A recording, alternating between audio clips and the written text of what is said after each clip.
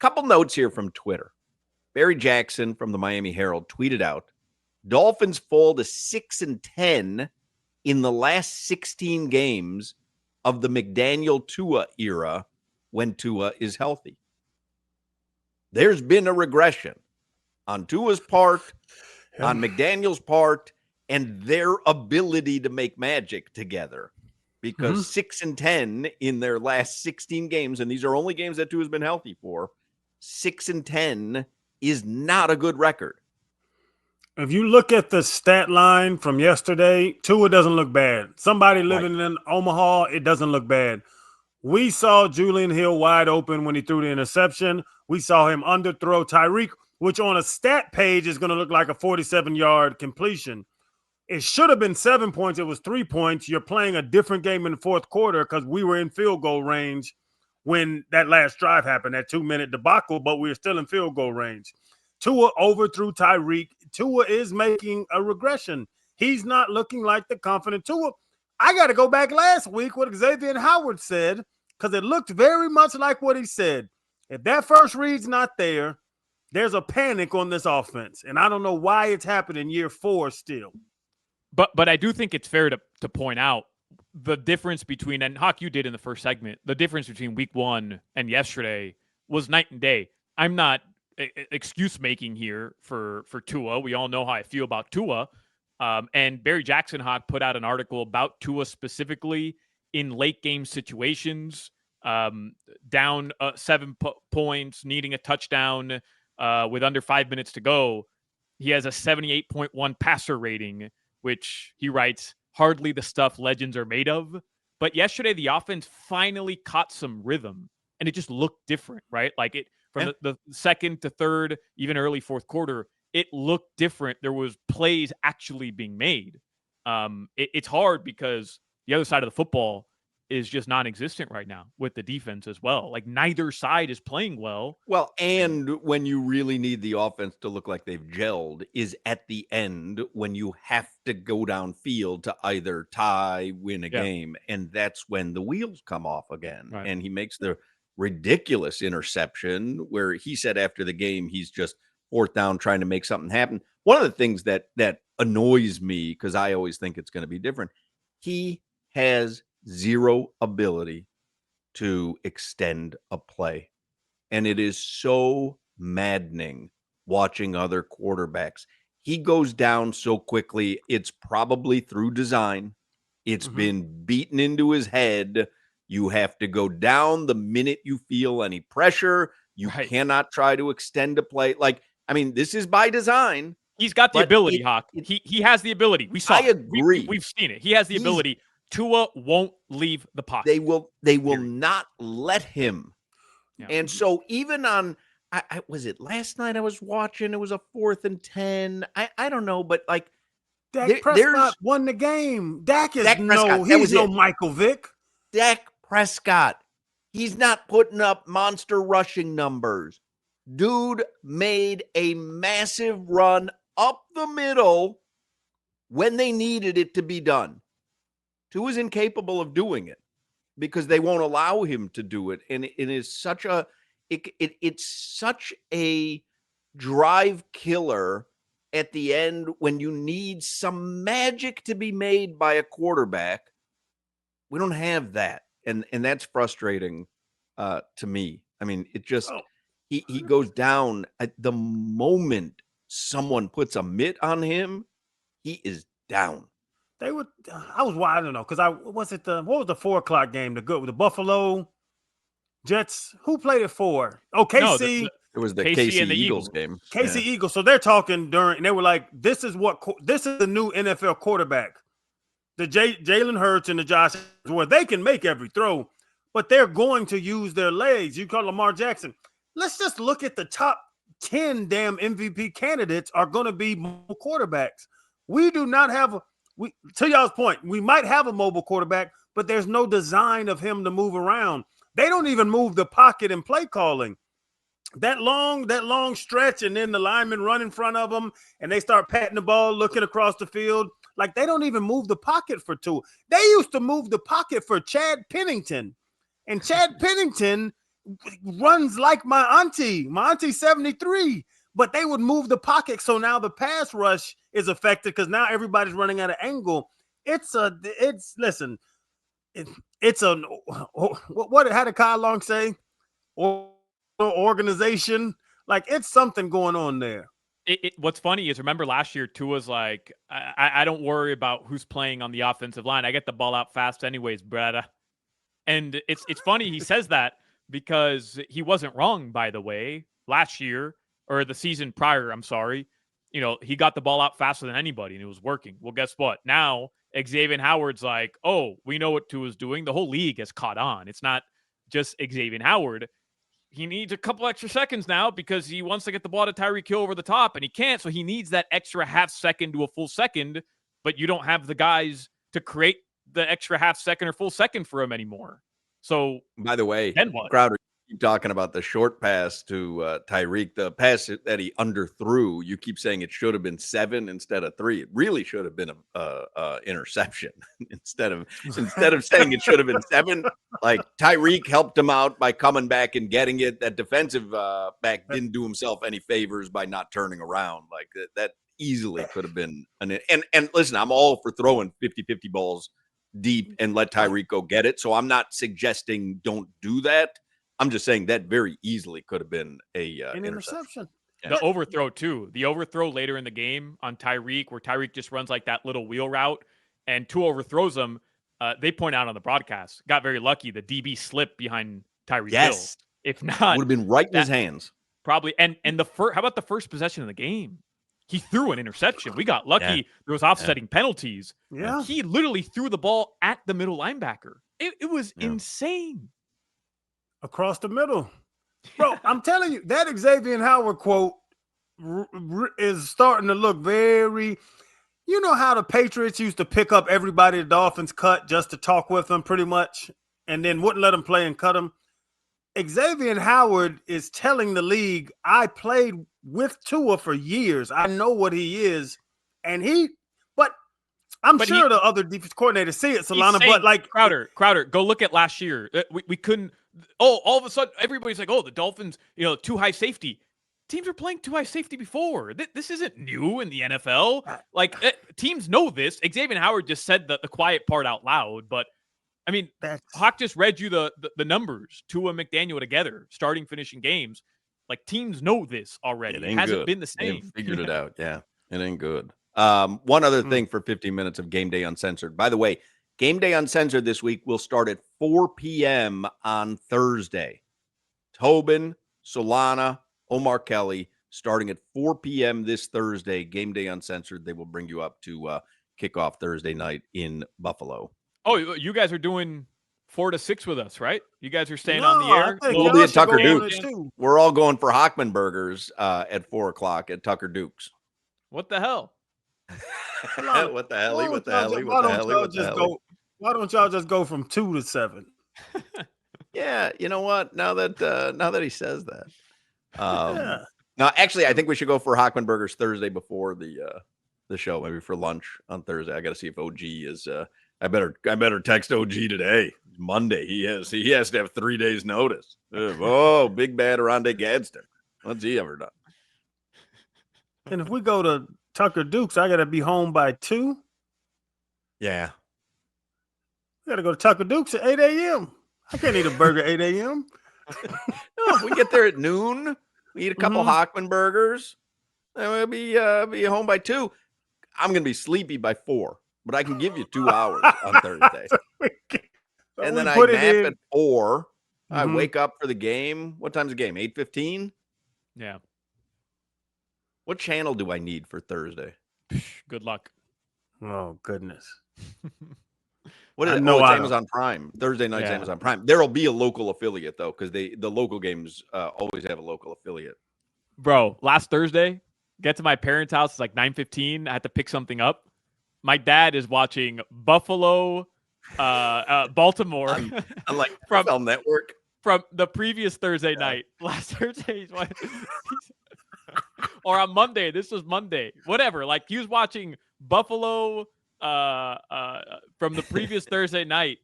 And I'm like, no, man, you're watching the wrong game, bro. This is old. Hey, This is he's old. happy. Let him watch the game. He's happy. He's having the time of his life. Solana, gamble with him. That's what I would do. Take him to the cleaners. One other note for Game Day Uncensored, 15 minutes of Game Day Uncensored. Joe Shad tweets out, there are 9 NFL teams that started 0-2 last year, but 3 did make the playoffs. The Ravens, the Broncos, and the Rams. So Dolphins can do it. They can get this thing turned around. I've seen it happen before. Last year with the Ravens, Broncos, and Rams. Don't gamble on it. Chiefs I are wonder what 0-2 Joe also. Shad has in the holster for teams who have started 0-3. Because I think we're going to be facing that stat after Very Thursday soon.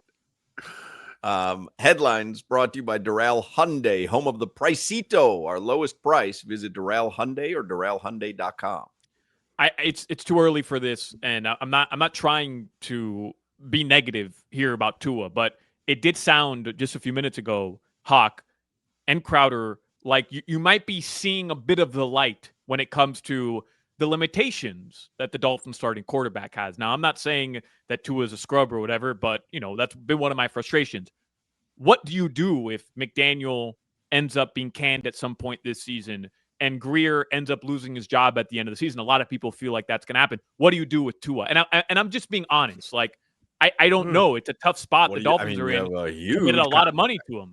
There's you'd have a lot of dead cap space. There's a lot of machinations, and it just depends on the willingness of an owner to eat a bunch of money. Yeah. And Stephen Ross has shown no inability to do that in the past, but also whoever the new general manager would be, and a new head coach, how much they want to have tied up in dead cap space, and do other coaches or general managers look at Tua and say, yeah, there's a reason he's regressed, and it starts with Mike McDaniel, and we can correct that. I would say, to Hoch's point, I was just going to say that you have to see what the other teams' evaluations are of Tua, because we've seen the regression, but where does it come from? Does it come from the offense, the play calling, or does it come from Tua's ability?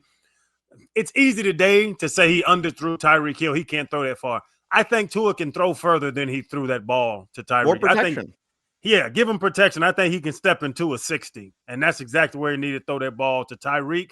But if they do move on, Tyreek Hill has to go. Just the older stars, and I don't wish for anybody to be fired. Tyreek Hill, get something back for him. You can get something back for him. Big contract, you can get something back for Bradley Chubb. You have Jalen Phillips. He's a young guy. He's going to want some money here in a year or so. If he stays healthy, you drafted Chop Robinson first round. So you have young pass rushers. Bradley Chubb can get you something back. Like, you have to start piling up assets. If they get rid of Mike McDaniel and Chris Greer, they have to start compiling assets to rebuild, restructure, remove, whatever the re-word is. That's how I feel. And to trade up to get Arch Manning. Man, I don't know about that one, Hawk. Let's go too far. Let's go get Shedeur. You see that report from Schefter? Shedeur Sanders told the Ravens the Ravens were going to draft him, and he said, "Do not, because I don't want to play behind Lamar Jackson." Yeah. Which is laughable. Weird, but which is true though. Yeah, but he was going to play at that point. He was going to play behind anyone. So why wouldn't you want to play behind someone who's great? I'd rather play because I want to get on the field, Hawk. I want to play behind. Wouldn't you want to 49-year-old someone who's great? No, he wants to get on the field. Flacco and Dylan Gabriel, he can beat out. He's never beat out Lamar Jackson. I guess I'd take him down here. I don't get that either, man. Like I get to go to an organization where there's structure, stability, success. Stability. Like I'd rather go to the place that signed Deshaun Watson. He wants to play. Then go to the CFL if you want to play that bad. He is going to start a game here in the next month and a half for the Browns. He would never start a game in Baltimore. I don't know about that, man. They like Flacco, Dylan Gabriel went in yesterday, threw a touchdown. I mean, if there's injuries, why'd you do maybe. this? But JJ McCarthy had a good 8-minute window, and now he was oh my goodness, he's terrible. How many times though do you see a team go to their third stringer and it's not due to injuries, and one of the players you're ostensibly benching him for is someone who was drafted 2 rounds higher than him? Like, I don't think he starts a game unless there's significant injuries. I just don't see it. Huck, Joe Flacco's, he's gonna get gout, and then Dylan Gabriel's gonna play about 3-4 games and be bad, and then Shadour's gonna get in. But in other words, you would give up on Dylan Gabriel after 3 or 4 games to play another quarterback that you drafted behind him? Yeah, the story came out that the owner didn't want Shador. The coach, Stefanski, and them wanted Shador. The GM wanted Shador. So if Dylan Gabriel goes 1-3, the coach and the GM push to get Shador Sanders. They put him in to prove that they're right. It's the same argument I have for little OG making the Chargers. If that GM and head coach wanted that player, they're going to advocate for that player because it makes them look good. Would there ever be a funnier injury designation than gout? I pray for that Schefter tweet. Joe Flacco out this Sunday. Well, someone had which Gout. one am I thinking of? There was one that was very funny over the last couple of years. Or was it NBA? The Spurs, what's the guy? He used to do some funny ones. Yeah, Popovich would do some funny designations. Yeah, I got to look at that. I've never seen gout, but I it's do. a good Headlines here, so we have enough time with John Michaels. All right, guys. Speaking of injuries to quarterbacks, Joe Burrow is going to need toe surgery, and it's going to sideline him a minimum of 3 months now. Terrible. Yeah. Browning came in yesterday. I don't know. Like, is this Burrow really that good? Because every time Browning comes in, they end up winning the game anyways. Did you watch much of that game, though? Because he threw some picks that were brutal. I don't know how they won that game, but he threw some picks that were brutal. The thing I saw was that now Tyreek Hill is supposed to be one, like a top Hall of Fame, top 5 receiver, right? Even with Jake Browning in the game, Jamar Chase had 14 receptions. Well, it's funny. Lori said to me yesterday, it was before Jalen Waddle caught the touchdown, but she's like, does Waddle play anymore on this team? And I said, yeah, he's out there. And she said, how come he doesn't catch a lot of balls? And I guess they double team him. And I'm like, well, all the good receivers get double teamed or need hard. Like, somehow quarterbacks find a way, or offensive coordinators find a way to get the ball in the hands of receivers. You did see it yesterday, by the way, though. To be complimentary of the team, he threw, I think, to 5 different players on one drive, and Tyreek had over 100 yards receiving, which has been kind of an earmark for their success. I think we have a stat that, when he catches for 100 yards or more, they're, whatever. It's a very good record. 11-0 when he's 99 yards or more receiving.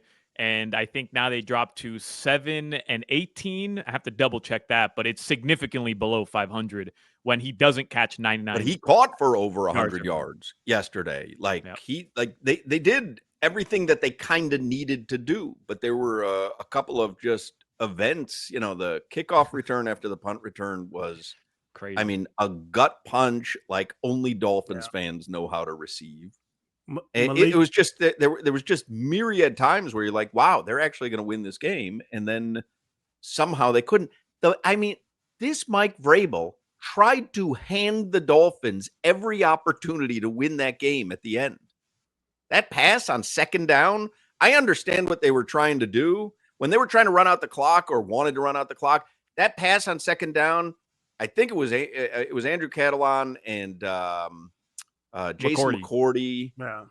Oh, JJ McCarthy, Jimmy says, sidelined for 2 to 4 weeks with a high ankle sprain. Carson Wentz now in line to start for the Vikings. That's he's not better the than he's not the only one, but there's a ton of injuries. JJ McCarthy, Jaden Daniels might miss some time as well. He's dealing with a knee injury.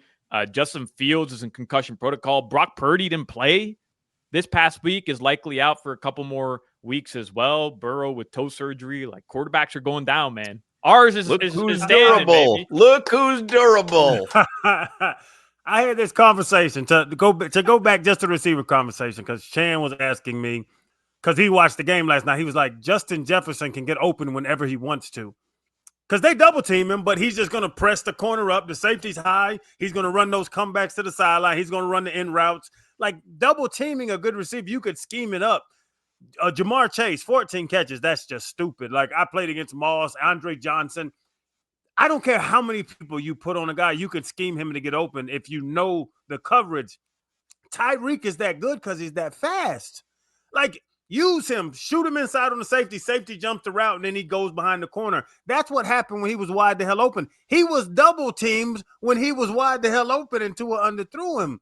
That's what goes on. You can, but he got his catches and he got his yards. How many receptions did he have? He got targeted. He got yards. He got receptions. Yes, and we're getting back to that. But for him to have that lull of games where it was whatever since last season of him not getting 100 yards, like Justin Jefferson is setting records. Jamar Chase is setting records. Tyreek can play with them.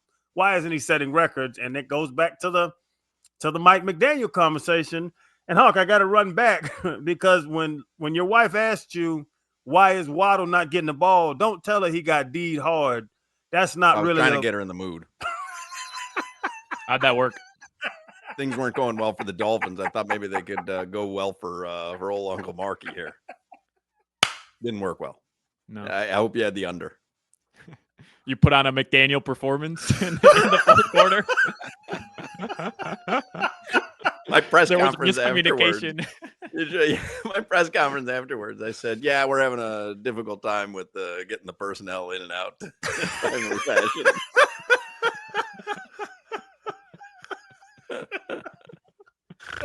What happened to Jalen? We need to report this to the NFL.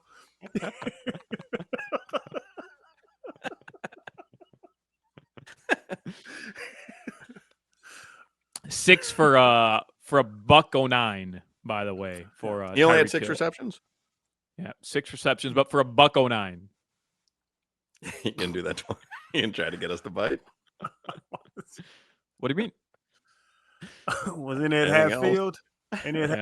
He texted us half field yesterday. That's not a football phrase. On half field. It's not a football. It's not a football phrase. Says half who? You? Field? Half says the world. Says everyone. It's not a football term. Midfield. Vince Lombardi wouldn't say half field. Those two words are synonymous with one another. Half and mid. And not. The middle and the half. The middle and the half. What's the difference? Half field, midfield, same thing, same difference. But if I say I want half lemonade, half iced tea, and Arnold Palmer, if I say I want half lemonade, half iced tea, I couldn't say to the server, "Oh, give me mid lemonade, mid iced tea." No, but you synonymous. But you could say pour in a glass, pour lemonade up to the middle, and then and then pour iced tea. All right, do you have anything else? Monday Night Football double team tonight. Your weather. Crazy way food. Instead of saying I want a grilled cheese, I'd like you to take 2 pieces of bread, put a couple slices of cheese in between them. Excuse me, sir? What? Just give me the item name.